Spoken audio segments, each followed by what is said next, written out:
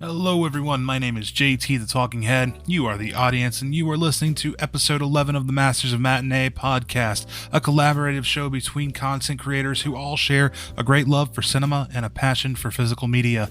Our co host today is DrewbieDoobieMovies, and we're going to be talking about double dipping, why collectors do it, and a couple releases that we have double dipped on ourselves. The Masters of Matinee would like to remind you to please silence your cell phone and do enjoy the show. All right. All right. I'm joined here with DrewbieDoobieMovie. How you doing, Drew? Oh, we're doing fantastic. How are you doing today? I cannot complain other than the fact that I'm exhausted. But so this is going to be a uneven episode. Drew ate his Wheaties this morning. Yes, I sir. Somebody pissed in my Wheaties this morning. Oh shit. But we wanted to talk today about double dipping. So I want to ask first and foremost, there's a few different kind of forms of double dipping because there's, you know, buying multiple copies of the same movie for whatever reason. There's, you could buy literally the same exact copy, or you could buy a different version of the copy, like a different edition, or you could buy like an upgrade. So hmm what in your opinion, Drew, is like exactly double dipping? What do you consider double dipping, and what do you consider to be just like maybe upgrading? So I would say for me, double dipping, I feel like you could kind of consider upgrading double dipping in a way because you generally wouldn't upgrade that movie unless you really did enjoy it the first time. Because if you didn't enjoy it, then you wouldn't be like, okay, let me go get a better transfer of the movie that I don't like. So in a way, to me, that's double dipping. But I feel like you truly get into double dipping when you start getting like collector's editions of DVDs. Like especially like I am an ET lover, and ET has been out for 50 years. So I mean, there's a 20th anniversary, there's a 40th anniversary. I have four different steel books. There's a 10th anniversary DVD thing that I have. So it's just like I feel like over the time there's a lot of collectors events, and I mean even like especially with DVD and Blu-ray, I feel like there's so many cool DVD collector sets that a lot of people don't see or don't look up because everyone's focused on Blu-ray. So when you do find a DVD set that's actually really cool, I think it's hard not to snag it if you truly do like genuinely love that movie. Yeah, and there's been movies that I've carried from, DVD to Blu-ray to 4K hmm to hmm like I've got Texas Chainsaw Massacre on DVD and Blu-ray and 4K. hmm Um, Although the Blu-ray I don't have like a specific version of it. Like the Blu-ray that I have of it came with the um 4Ks that I have, Okay, but yeah. I've got like it's like the 10th anniversary no, not 10th, it wouldn't be 10th. Maybe like the 20th anniversary or something of it on DVD, and Mhm. that carried me for a long time. And then when the 4Ks got announced from Dark Sky Films and from Second Sight, that's my biggest like double dip. I bought both of those. Nice. I got the Dark Sky Steelbook, and I got the big giant box set from Second Sight, and I still want to go back and get the Dark Sky slipcover version as well, just so I can have it Oh. because Texas Chainsaw is one of my favorite films, horror Mhm. films. And then its sequel, Texas Chainsaw 2, I've got it on DVD, and then I've got it on Blu-ray through Arrow Video, which is a Region B Blu-ray. And Arrow Video also has a box set version of it on Blu-ray that I Okay. would 100% buy in a heartbeat if I found it. Mhm. And then Scream Factory also releases it through Blu-ray, but it's out of print. Mhm. And if I found that with the slipcover, I would 100% buy it as well. And then I've got the Vinegar Syndrome set for it on 4K. Oh, nice. Nice. So Yes, so I think that right there is I consider that double dipping 100% because and it's cool too because I really do like maybe not everyone feels like this, and especially if you have 4K, you might as well see it in the best possible version. But sometimes I think a good example of this for me is the Goonies. Sometimes I want to watch the Goonies on DVD. I want to see that grain. I want to feel the nostalgia of how it looked when I watched it for the first time. So it's like when you do watch Blu-ray and then you occasionally 4K, the transfer is just getting better and better. The quality is getting better and better, and obviously it looks really cool and it's way more like I don't know, just better in ways and like, especially with the lighting and stuff, but at the same time sometimes I just want to pop in that DVD and experience that like I did for the first time. So I think that's another fun part of collecting in so many different formats. When you go and rewatch it, you can choose which format you would like to watch it in. so watching movies and like getting that nostalgia hit, I'm glad I'm not the only one who Hmm. does that, but I do that probably a little more to the extreme. So Yeah. my setup, I've got currently right above me, right above my computer desk, is a Mhm. mounted a 65-inch Sony X900H 4K TV, and Right. then beside of it, on top of my mini fridge, I've Hmm. got a little like this is probably 20 inches Magnavox bubble screen fat back uh, Yeah, the fat box back.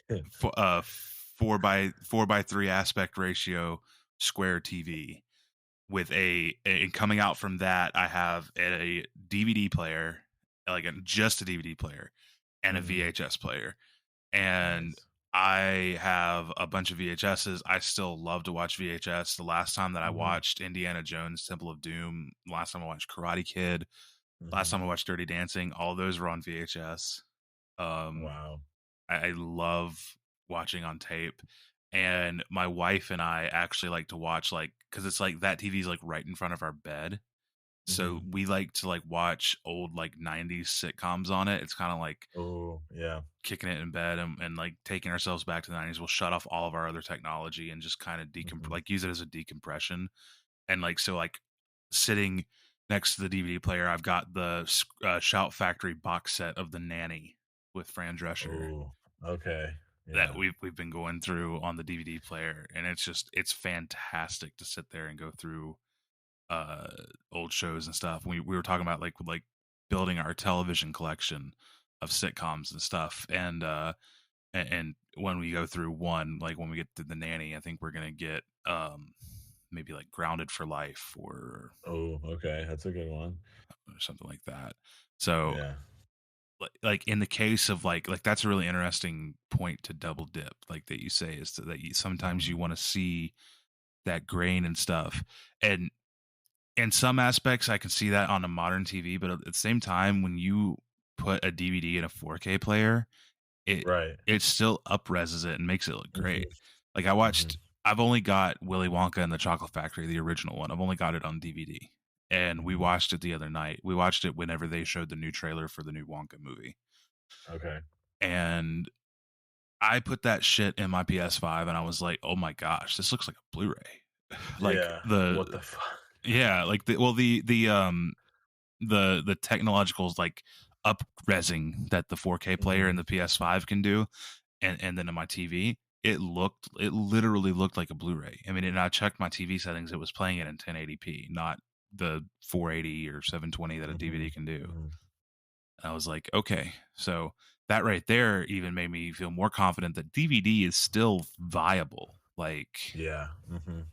Yeah, no one can hate on another person for collecting DVDs because even put it in a just a regular Blu-ray player, nevertheless a 4K player, I still think it heightens it up a little bit. So it's like DVD is definitely sometimes the best way to go in certain choices. I mean, I know my one of my disc replays. Sometimes they'll have buy 6 DVDs, get 6 free, and I just go in because I'm like, that's 6 free movies, and a lot of times like I'll get like my comedies on DVD because I'm like I don't really need to have those and like Blu-ray. And like you said, I have a 4K player, so you put that in the 4K and it brightens it up and makes it look even better than it's supposed to be. But But with you talking about that TV that you have, it kind of makes me want to. I have no room for it, so I'm gonna have to wait till we move. But I want to get something like this.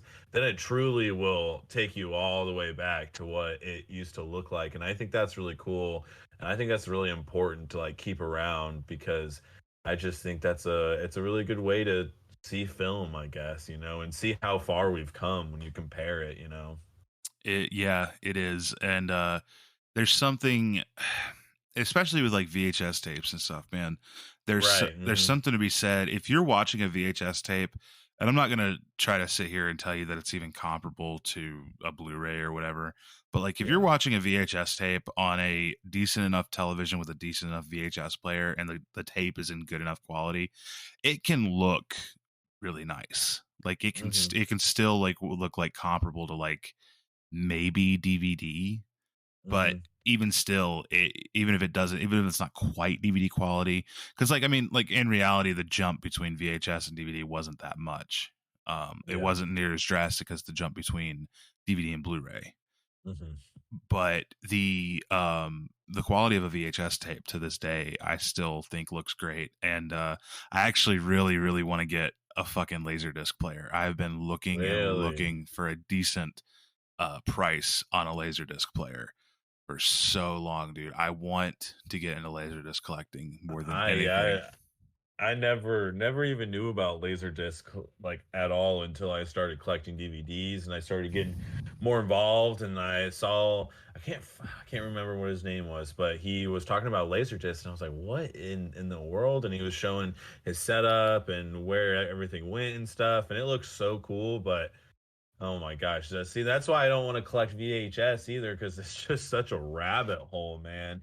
Because, like, I know my grandparents have their entire VHS collection still, and that's what I used to watch, like, growing up. I would be at their house every weekend, pretty much, and I watched Pete's Dragon all the time on VHS, man. I watched Fox and the Hound, all these amazing titles, and I just know somehow that's gonna be coming my way eventually, and I feel like I'm gonna be like, all right, well, it's time to start collecting VHS. So I'm gonna wait until that moment happens, and then I'll start diving into VHS. I my do you ever go thrifting? Yeah, yeah, I go thrifting with my wife a decent amount. She loves to go thrifting. If I were you, dude, I would go ahead and start now and just start in thrift stores. Like Don't tell me that. Don't tell me just that. here's why I say that. It's because with thrifting or with VHS collecting, it's starting to become like vinyl now. And so unless it's like a Sure. majorly popular VHS that was like, that millions of them were produced, Yeah, they're getting more and more expensive to get. And even that's stuff like crazy. even thrift stores like Goodwill's, um Yeah, which 3 years ago couldn't unload a VHS on a customer. Now yeah. they're starting to slightly raise their prices on VHS tapes because Wow. they're noticing that the collector's market is coming in and wiping them out of them, and they're like, "Oh, we can make some money off of this." Yeah. Damn, that's crazy.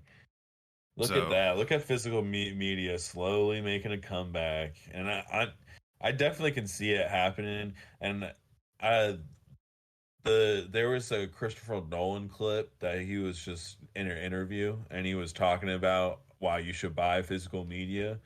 And I hope that opens a lot of new eyes to physical media in general and just knowing that the streaming services they take away and so much where the control over the quality and the colors and even and it's buffering the whole time too. You got to think like you're not getting as much frames as you really think you are, like, so to have it on that Blu-ray or 4K or even DVD, it's just so much better, and it's at your fingertips. So I can't believe VHSs are really selling like that. So I don't know, maybe I will. I mean, I definitely need ET on VHS, so I'll keep an eye out for that for sure. We're gonna double dip some more.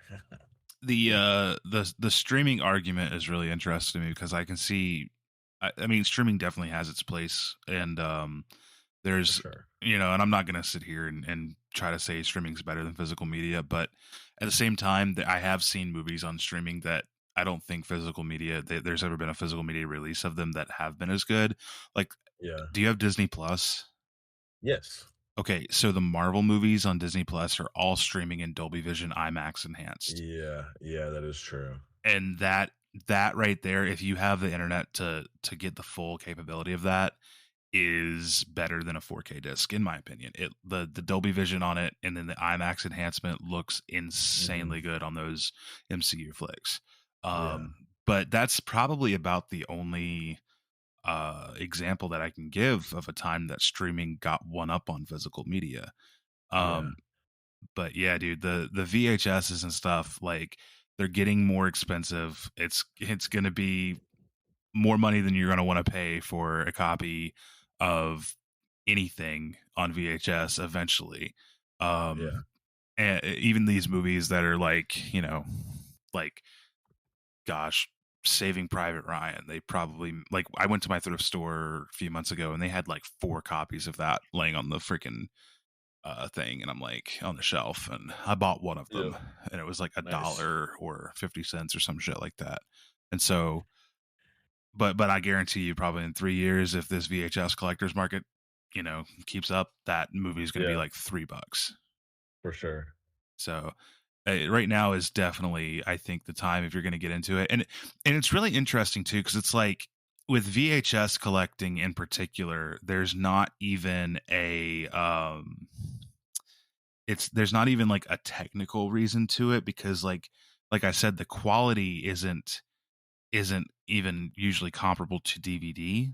I mean, Mhm. it could still be good, but it's not usually DVD quality. But like with vinyl and stuff, like, it's very clear that analog sound from vinyl is way better than a digital pressed CD or Yeah. Yeah. digital bit rates of the music streaming. So vinyl is the best and clearest way to listen to music, and Mhm. that's why it has such a enthusiast market for collectors uh, with that. Um, so a lot of people don't realize why VHS has that collector's market when it's not comparable to the current standard of physical media, and it's not better than it, it's not comparable to it. And to that I say it's all nostalgia. It's Mhm. 100% nostalgia. 100%. I mean, that's why I would do it. I mean, that just I remember, dude, one of the worst feelings is putting in a movie and realizing that you didn't rewind it the last time you watched it, and then you're like, "Well, now I got to wait for this thing to rewind before I can watch it." And I did it to myself. You can only blame yourself. That's the worst part. I still have that issue where I still watch VHSs. So there's been a lot of times, because like the TV that I have set up has only been set up for a couple months now, and I had all my VHS tapes packed up, and like 3/4 of them are still packed up. I only got out like 1 or 2 boxes and displayed, and Mhm. because I've got like a buttload of VHS tapes, but I would go to watch one, and I'm like, God damn it, I didn't rewind it. Yeah, dude, it's the fucking worst.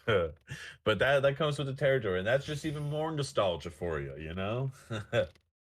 My grandmother has one of those separate VHS rewinding machines, and Oh, and okay. and I asked her if I could have it, and she wouldn't give it to me because she still watches VHS tapes with like home videos and stuff. Oh, that's awesome. So, because we have a bunch of like home videos, and so Yeah.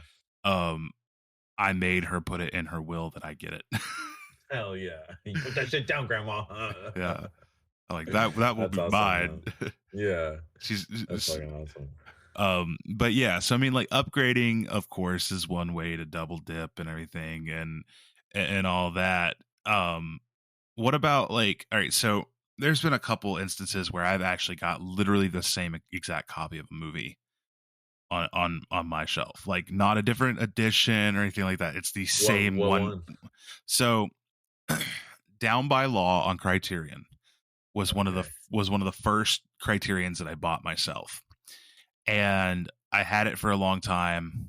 And then a few years later, my stepmother, who knows that I love that movie, also bought it for me for Ah, for for like my birthday or Christmas or something. okay. And at the time, I didn't uh I didn't remember that I owned it already. Yeah. And so I had put it on the shelf, and here it has been like 2 years later, maybe 3 years later. And somebody in my TikTok comment section asked me, they saw it on my shelf. They asked me, what's with 2 copies of Down by Law? And I went and looked, and I was like, Hmm. holy shit, I do. So I just gave one of those away. To one of my TikTok viewers in a giveaway for my 1,000 followers. Which Nice. if you're not following us on TikTok, do that, y'all. Come on now. Go it. Um, and then I've got a copy of um Army of Darkness on the shelf, 2 of them that are the same Okay. copy because I won one of them in a giveaway from another film Oh, talker. okay. And that one that I won, I'm going to give away in another giveaway. Nice. Keep giving, baby. You love it. Yeah. So, and then I've also got this is another interesting thing. So like uh movie collection packs, like when you go and you get like a movie that's like in like, with 4 other movies, you know. Yeah. So I've got Stephen King's The Shining, the Stanley Kubrick film. Hmm. Um I've got it standalone. And then I was in my record store about a year ago and I found um this like great like 4 or 5 pack that came with The Shining, It, Salem's Lot, and I think Cat's Eye. Okay. And so I've got The Shining twice now, and it's the same disc. It's just a different, like Hmm. it doesn't have the same artwork or anything because it's in a 5 pack. Um, Okay. Yeah. I think I have a couple of those. I have kind of the same situation that happened to you with one. Last year, Tar was my favorite film of the year, and I bought it immediately as soon as I could. And then the like next week, my two other friends that I got into, well, I got them more into starting to want to collect DVDs. They bought it for me because they knew how much I liked it, and so now I have 2 copies. So I was gonna originally give it away a while ago, but it got lost under a bunch of other random stuff, and I recently was cleaning and found it and totally forgot it existed. So might have to give that away here soon because Tar is awesome and it has the slipcover and it's a fire slipcover. And you know me, I'm not a huge slipcover guy, so and then I have the same situation you were talking about, but with Stanley Kubrick. I bought it's like a 6 or 7 pack Stanley Kubrick Ultimate Collector's Edition. Has like The Shining, Lolita, Barry Lyndon, just like all of his like major projects it has in there. Full Metal Jacket. So and then I have Full Metal Jacket on 4K, I believe. And then I have The Shining in Blu-ray already. Before that, I had it like on its own. And then I'm pretty sure I'm trying to get The Shining on 4K, honestly. But I'm trying to wait till it goes down in price maybe. And then there's some. Oh, I got a Harold and Kumar like 4 pack that had all 4 of them, but I already had the Harold and Kumar Go to White Castle. Or it's I think it's all three, and then the fourth movie is like Beer Fest or some shit. I don't know. But I hate it but when they yeah, do that. I hate it when they do yeah, I that. don't know. I just do the 3 Kumar movies. I don't Right. know. Because I said four, I was like, there's only 3 Kumar movies, right? Yeah. Um I've got this 4 pack that has the 3 Lost Boys movies, and then they threw in Queen of the Damned because it was another vampire movie that Warner Brothers just owned. just keep it at the 3 Lost Boys movies. Why did Right. we? Which I actually got. I got the that Lost Boys DVD pack for Christmas last year, and I've never seen the second or third one, and I know they are terrible. We Awful. should see. We should see if we can hop into Discord together or something and watch them together in October. We can talk about them. Oh, I dude, think that'd be fun.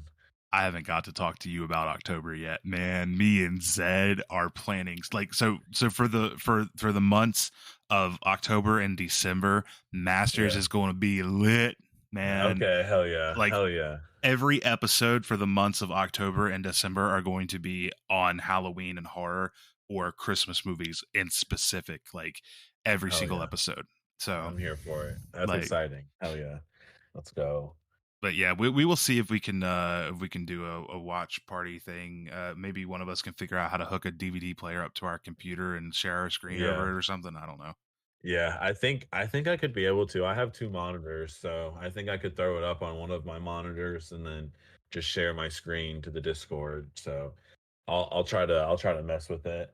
I was gonna say the only other like way that I double dip is through steelbooks and I guess boutique labels. Yeah, Because I mean, especially where me and you are huge Big Lebowski fans, I can guarantee that you own the movie already, but I can guarantee we're both probably going to get the 25th anniversary 4K collector's edition probably the from one Groove, right?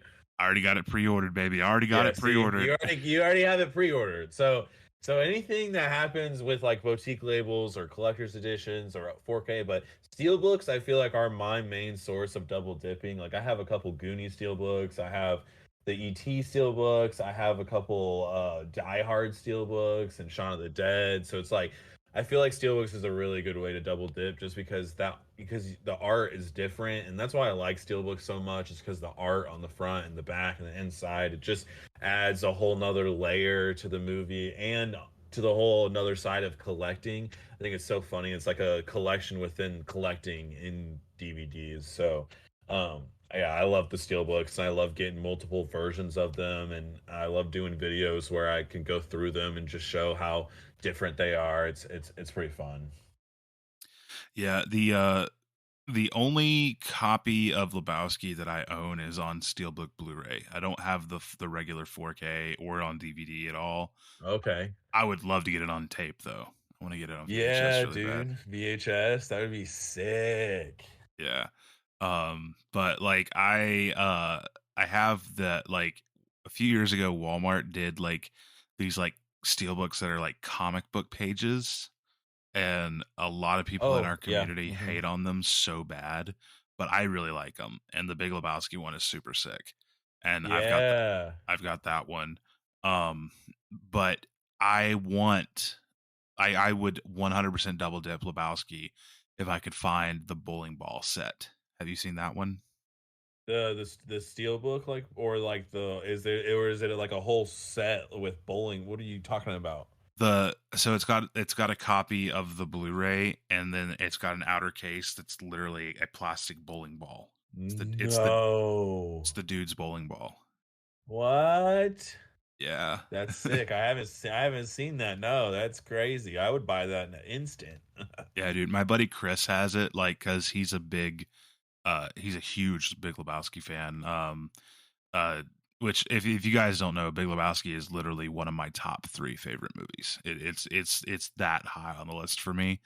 Um, but Chris is also like that. But Chris doesn't collect physical media.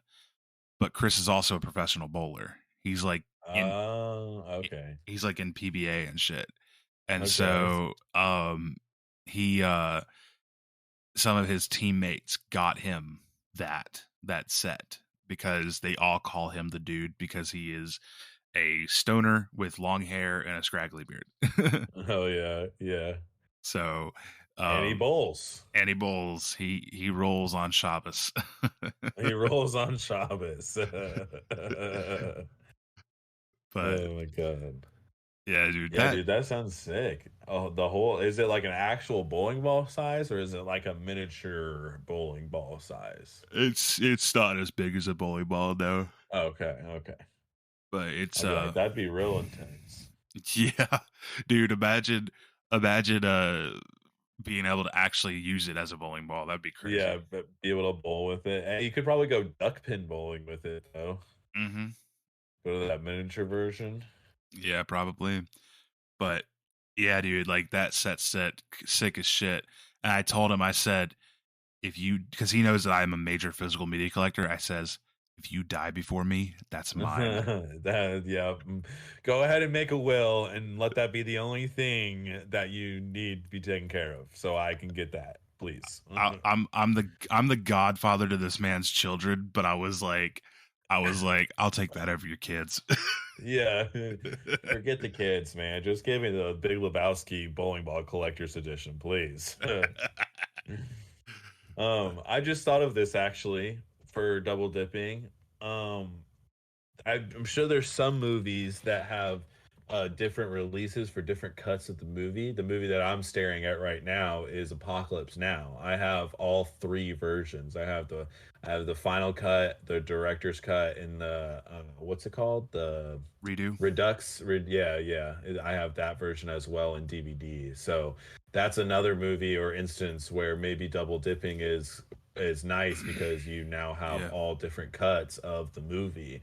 Hmm. So and that is with Apocalypse Now, I think the extended cut has almost 30 more minutes of film.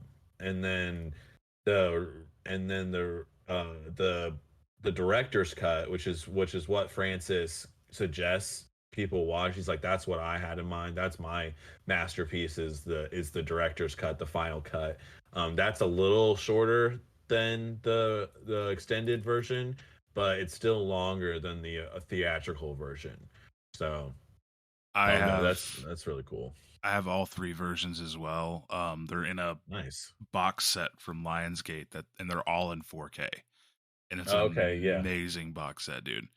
Hmm. Um, I think I have that box set. Yeah, the 40th anniversary edition. yeah, Yeah, yeah, I have that. Yeah, I have that. I didn't understand that it had all three versions of it. I thought like two of them were bonus discs or something. I didn't really look at it that much. nope, they're all three versions are in 4K, which is something that's so rare too.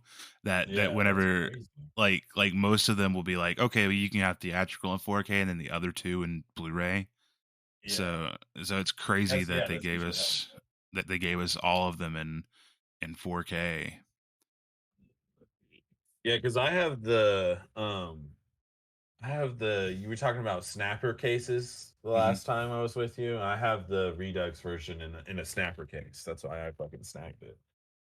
Let me see this this version you got of Apocalypse Now. I'm gonna see if Well, it's yeah, this is the one you were talking about. yes, sir. Yeah. Yeah, I Yeah, love that set. yeah, dude, it's nice. The colors are really cool. The artwork is hella cool. But yeah, we got the final cut. Yeah, Redux, both 4K and Blu-ray. Jeez. And then the fucking special features. Yeah, I need to get on. Oh, you know what I need to watch in this box set, man?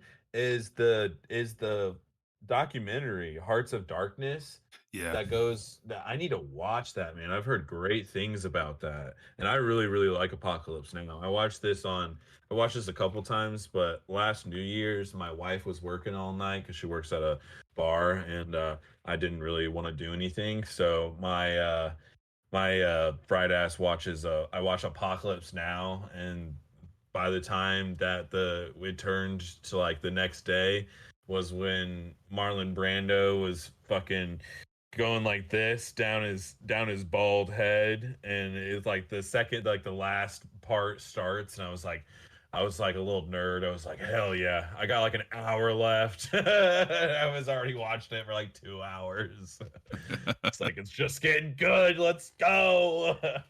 that movie Apocalypse Now, for as long as it is one of those movies that I'm like, from start to beginning, it never really slows down. Oh no, it is so good. It just gets better and better. They get deeper and deeper into that river and jungle, and it's just more chaos and more chaos. When they get to that part where they try to get more supplies, and it's like the last like outpost that the Americans have before it goes too far, and like there's no captain, and like all these soldiers are just like going crazy and just shooting, and no one knows who's in charge, and no one knows if they're leaving, no one's coming to pick them up, they're just like literally in limbo. Like that scene honestly fucking terrifies me. Like that's how that war was. It was so all over the place, and there's no organization, and these young men were just left out there, and I'm just like, holy shit, this is fucking crazy, man. That last little part's like a horror movie almost, because it's just crazy. Yeah, you're talking about the part where they're like they're trying to guard that bridge. Like Yes. they Mm-hmm. keep blowing up the bridge, and then Mm-hmm. the Viet Cong keep rebuilding it, and it's like Mm-hmm. a game to them. Like they're trying to they have to keep blowing this bridge up, and then every single time they blow it up, they just rebuild it, and it's like, Mm-hmm. yeah, that's like madness right there. It's maddening.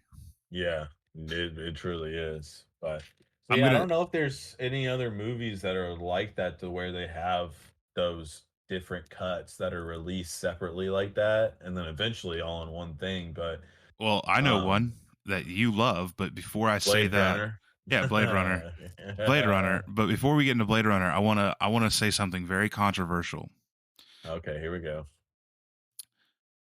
I think that Apocalypse Now is Francis Ford Coppola's best film. I think it is leagues better than Godfather could ever hope to be.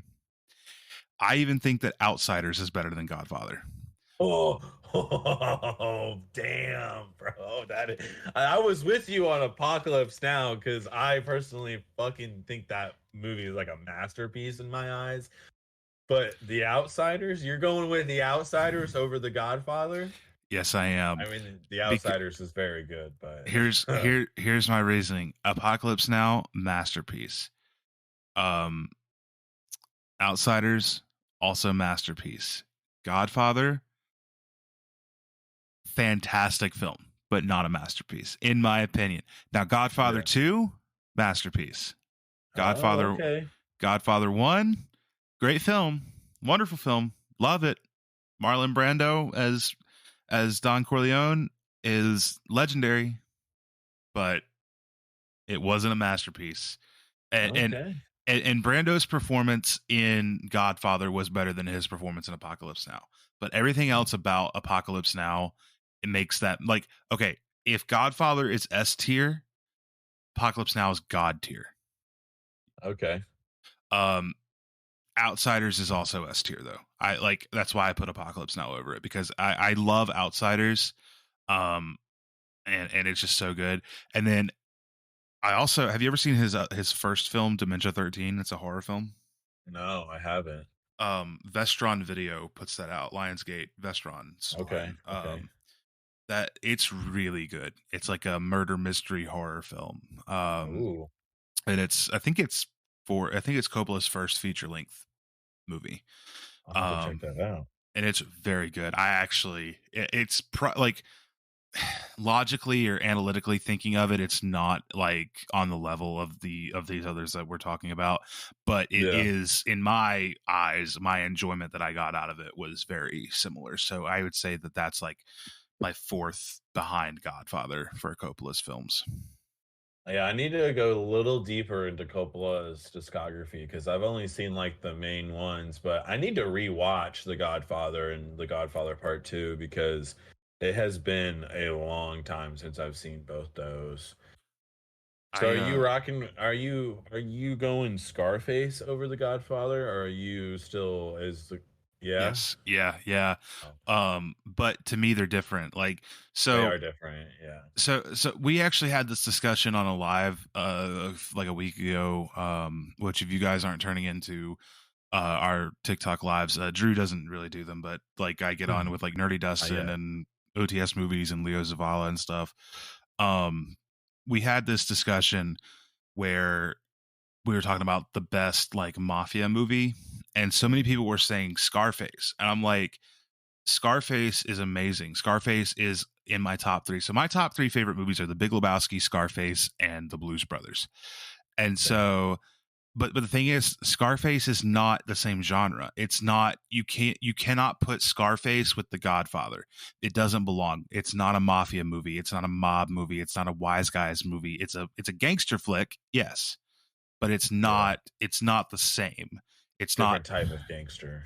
Yeah, it's not your 1940s or 50s, forget about it and sleep with the Yeah. fishes type gangster. Yeah. It's Yeah. different. Yeah. So Godfather, if we're gonna compare gangster flicks, you're gonna compare Godfather with like Goodfellas, Goodfellas, yeah. the Untouchables, Mhm. stuff like that. So I think Godfather is probably, if we're talking about just like the film itself, like the like analytically analyzing and deconstructing the film, Godfather is obviously one of the best films ever made. Yeah. The writing in it, the direction, the cinematography, the acting is all incredible, and it all works together. But there is some serious downsides to it. It has a hard time keeping people's attention. That's a very common problem. Yeah. Um, it Godfather is kind of like watching a stage play in a way. Mm-hmm. Scarface has got a lot more action in it, and it's got a lot more relatability. There's a lot more. It's not trying to focus on such a wide thing, because The Godfather, yes, it is about Don Corleone. It's also about the Corleone family. So Yeah. it's trying to character build a lot of people, and it does this whole thing over the course of 3 films.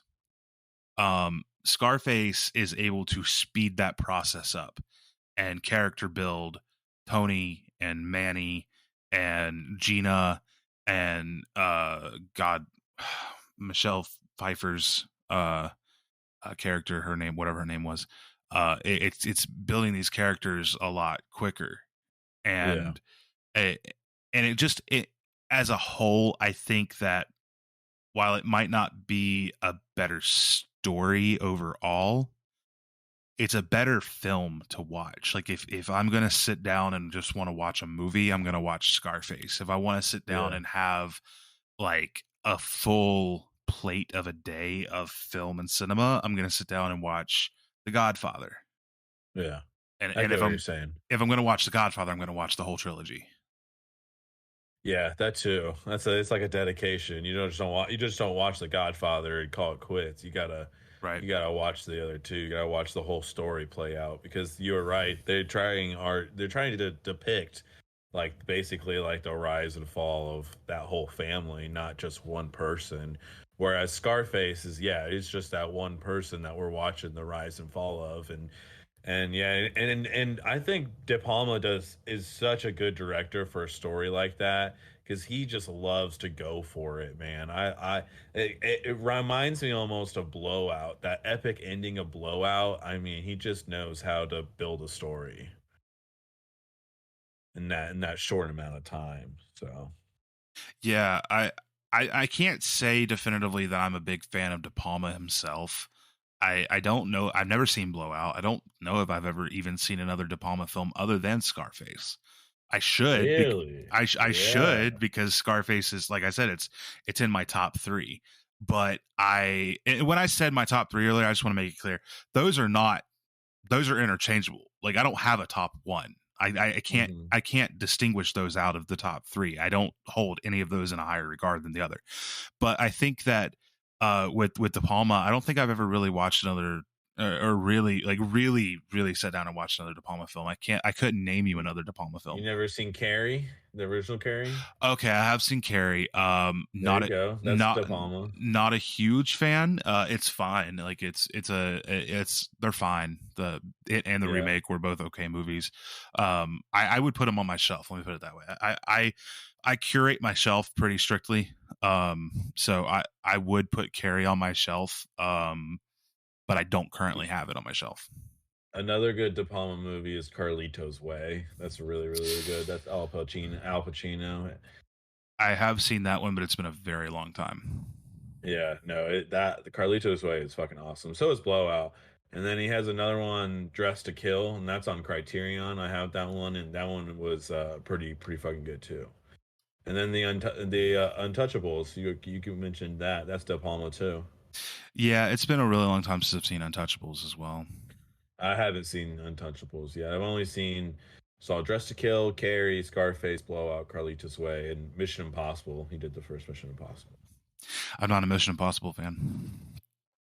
Yeah, I mean, that's sacrilegious to say. So I don't blame you, but I think they're a lot of fun. I like them, but I mean, I just hopped on the train. I've only seen one, and then the other month I watched all 6 of them, so I could go watch the 7th one in theater, and it was a fun journey. I enjoyed it. Really good action. I think Fallout's probably my favorite. Yeah, I've seen the first. I think I own the first 3 on DVD. But I think I've only ever seen the very first one. That's it. That's De Palma right there. We've seen a couple of his movies, but just not for a very long time, it sounds like. I also didn't realize that they were his movies either. So, Just the first one, just the first Mission Impossible. mm. They're Well, all directed by different people except the last like couple have been directed by Queen. I didn't realize that Carrie or The Untouchables or Carlito's Way were De Palma either. Yeah, he has a lot of sleepers. Yeah, he's been around. Um, but yeah, dude, you were mentioning Blade Runner though has a couple of those versions, and I think I only have two. I think I have the 4K cut of it, the vinyl cut, and then I have the DVD version of the uh it's not the theatrical release. What's the other one that they did? The director's cut.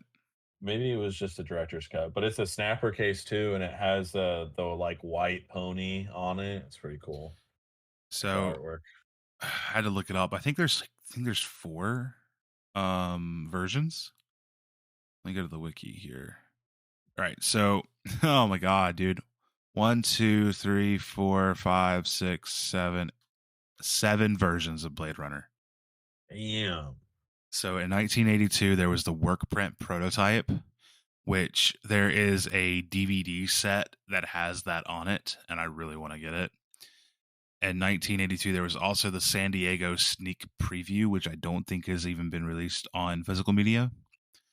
Then there's the US theatrical cut in 1982, and then also 1982, the international theatrical release, which are different. The international cuts out it's one of them. Either the U.S. or the international cuts out like a lot of the blood and stuff.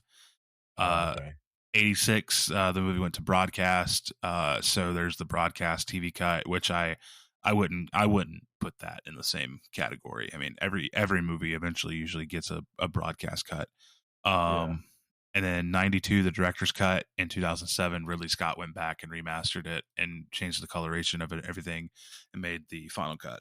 Um, I There is not a box set out there that collects all of them on 4K or even Blu-ray. I think the only box set that collects them is on DVD, and it collects the final cut, director's cut, US and international cuts, and the work print cut. Damn. That's crazy. I did not realize that there were that many cuts. I thought there was like 3, not 6. 7 if you That's include crazy. the broadcast TV cut. That's fucking wild. Good for them. Ridley Scott doing it up. Yes, sir. I've only ever seen the director's cut and the final cut. The first time I ever saw it, I saw it on DVD. My dad owns the director's cut, and I don't remember it. I remember that it has a lot more blue, Yeah. like the coloration. And when I saw the final cut in 4K, they went with a lot more like orange and red, Yep. Mhm. um, which to his credit, it does look a lot better, in my opinion. I know Mhm. some people are fidgety on that, but it's I don't know, man. I enjoyed both cuts, but I think that the final cut is the definitive Blade Runner cut. It is the one that, because like you got to think, man, when in the 1980s, the early 1980s, when Scott cut this movie and made this movie, he probably had a bigger vision than the technology allowed him to show. Mhm. Yeah. So by 2007, there was more CG technology and everything that allowed him to make the movie better.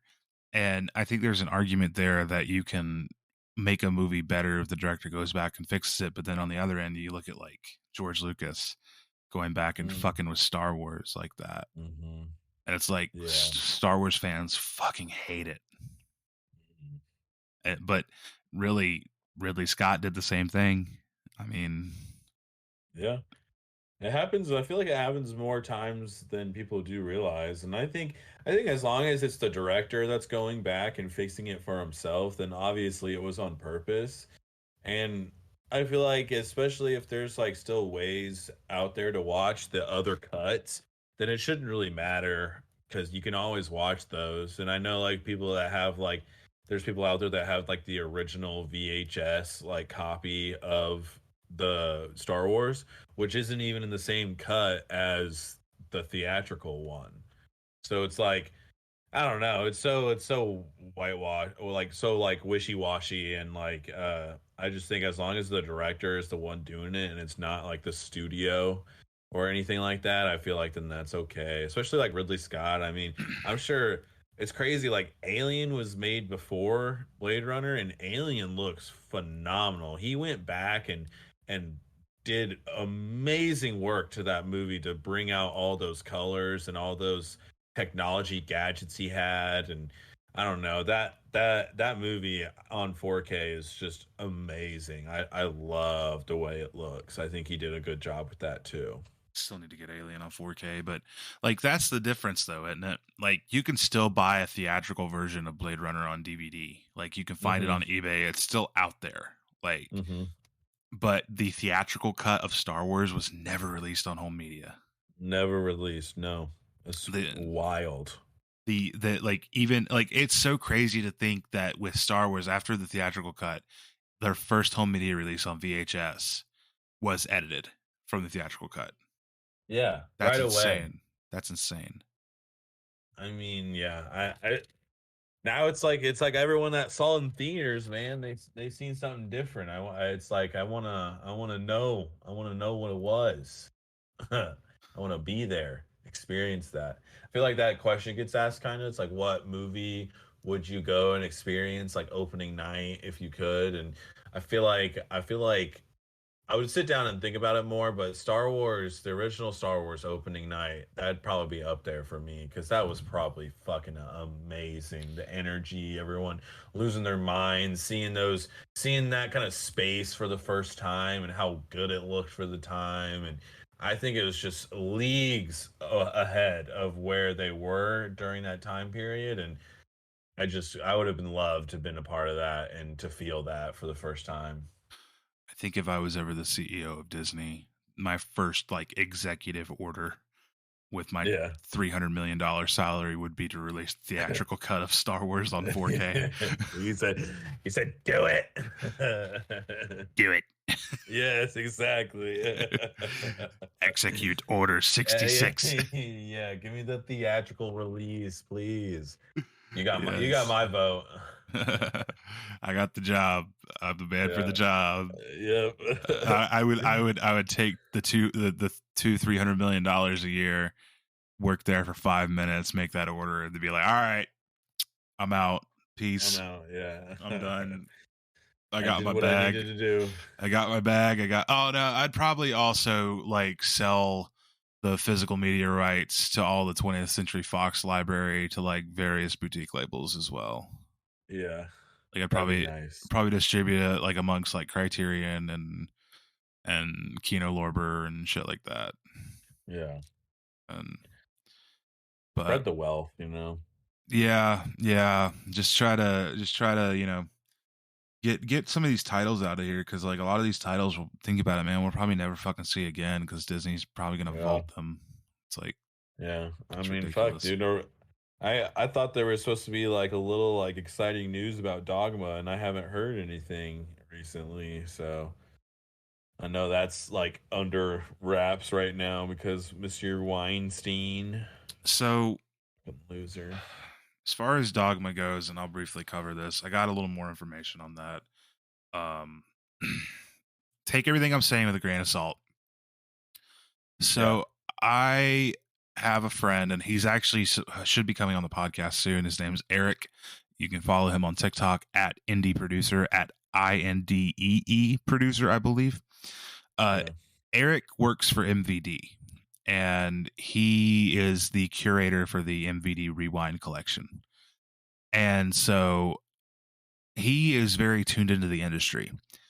So apparently, like 2 years ago, MVD was in negotiations to get the rights for Dogma.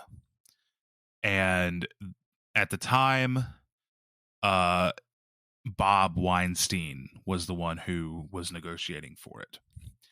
And they were about to get it, and then the Weinsteins pulled out at the last minute because something fell through. I didn't really understand what he was talking about when it fell through because it was a bunch of business jargon.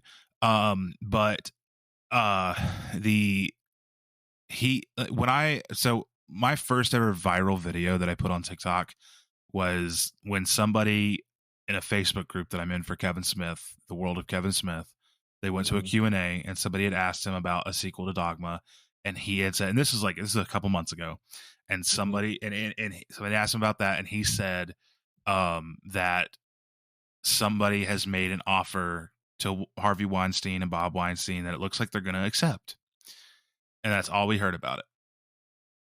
And he also he Kevin himself and a bunch of his friends also like offered them like $1 million for the movie, and they denied it. But Wow.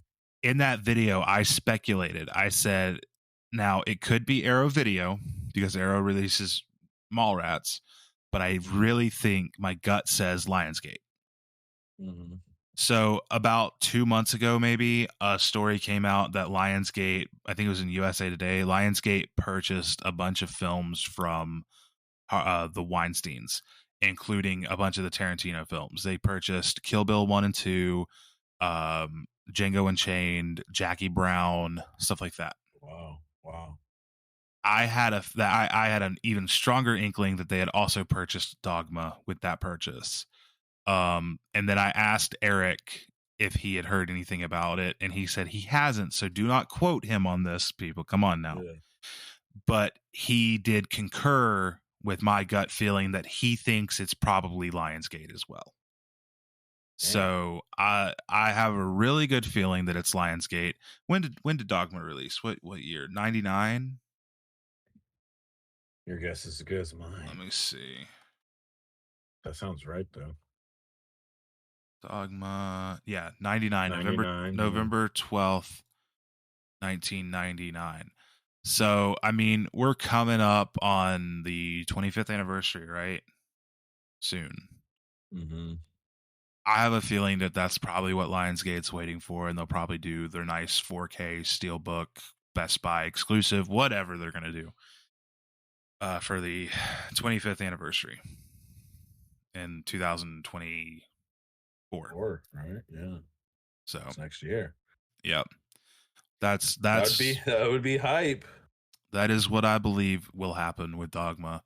You think Lionsgate is going to be doing a bunch of like 4K and Steelbook releases with those Tarantino films they bought and shit? 100%. Yeah, because Lionsgate's been killing it with the Steelbooks recently, and they're not that expensive when they're released through Lionsgate. Like usually like $22. They already owned Reservoir Dogs. They do not own Pulp Fiction. I think that's Universal. No, is it Warner Brothers? Let's see. Oh, it's Miramax, but whoever Miramax is distributing it through, I don't know. I know they don't own Pulp Fiction. Okay. I really think that Pulp Fiction might be Universal, but or distributed through Universal right now. Though I could probably go and look on my shelf. I have the 4K Steelbook, but that's already got a 4K Steelbook that's not through Lionsgate. Yeah. But Lionsgate did do the Reservoir Dogs. There was also a 4K Best Buy Steelbook for Inglourious Basterds. Yeah. I have that as well, but I don't know if Lionsgate did that or not. I don't know who owns. No, I'm pretty sure Universal does own Inglourious Basterds. But yeah, I'm 100% sure within the next like 2 years, we're probably going to see both Kill Bills, Django, and Jackie Brown on 4K, all with those exclusive Steelbooks. And I can't wait for them because I have the Inglourious Basterds, Pulp Fiction, and the Reservoir Dogs steals all in 4K. So I'm trying to slowly wait for all the Tarantino films to release in 4K on the Steelbooks. The only one I'm missing so far that's been released is the Once Upon a Time in Hollywood one, which I already have it on 4K. I have the slipcover version. Okay. but that's another. I would double dip if I found the 4K steelbook of Once Upon a Time in Hollywood. I would double dip on that. For sure, and that would be the same disc too, because they're both 4Ks. Because sometimes with my double dipping steelbooks, it'll be like an upgrade from Blu-ray to 4K, you know? Right. So, but I think I have the Once Upon a Time in Hollywood steelbook, and it's all right. I mean, I thought they could have done a little more with it, but I think the Reservoir Dogs one is probably my favorite. The Pulp is really good too, though. I just love this. I love the slipcover, the ear thing with the Reservoir Dogs. That's like the coolest thing in the fucking world. It's so creative. You want to trade a standard copy of Once Upon a Time in Hollywood on 4K for the steelbook? Oh, we'll see. And I have almost all his movies in steelbook now. I only need Django, Unchained, and Jackie Brown. Check your Walmart bin. Django. It's been the steelbook has been showing up in Walmart bins. What? Okay, well, I know what I'm doing after this podcast ends. I'm going right to Walmart. It's only Blu-ray, but yeah, That's fine. I haven't seen it in mine, but it has been showing up, so keep that in mind. Because I ventured out to eBay to get the Kill Bill Volume 1 and Kill Bill Volume 2 on Steelbook, and I got them for a decent price. I didn't do anything crazy, so I needed that. And then I found the DVD version of the Death Proof Steelbook. Not Death, Death Proof Steelbook, and it's pretty sick. And I honestly low-key like me some old DVD Steelbooks. I think they're really fun and cool and different, and I don't know, I kind of like them. Some people don't fuck with them because they're obviously bigger, so they don't really go with all the other ones. But I think that's kind of retro in a way. They might be rare one day. Who knows? I don't know. I don't have any DVD steelbooks at all. I got Hitchcock. I got I Am Legend. I got Dune, and then the Death Proof one. I think those are the only ones I have. I don't have a lot, but usually if I spot them and like at the exchange or something, they're usually only like $3 or $5 too. So I'm just like, fuck it, I'm gonna get it. Nice. But yeah, I would 100% if I could find the Once Upon a Time in Hollywood Steelbook 4K. It'd have to be the 4K, not the Blu-ray. But yeah. I would 100% double dip that shit because it's my goal to get all of the Tarantino 4K steelbooks. Okay. See, I don't. Maybe mine's not the 4K version. I would have to look. It might be the Blu-ray version. I don't think it was that expensive. I think we're gonna end it here, folks. We're a little bit over an hour, which is our goal. Yes. This has been an awesome conversation. We went a little off track. We sat down with the intent to start to talk about double dipping, which we got some good double dip conversation in. But I mean, we did. That's what happens with the Masters. It's more of a genuine conversation rather than a structured episode, which is what I appreciate. Yes. So, all right. Thanks everybody for watching. Have a great week. Bye-bye. And there's another episode of Masters of Matinee down. We hope that you now have a better grasp on why collectors double dip on releases, and make sure to let us know what kind of releases you've double dipped on down in the comments.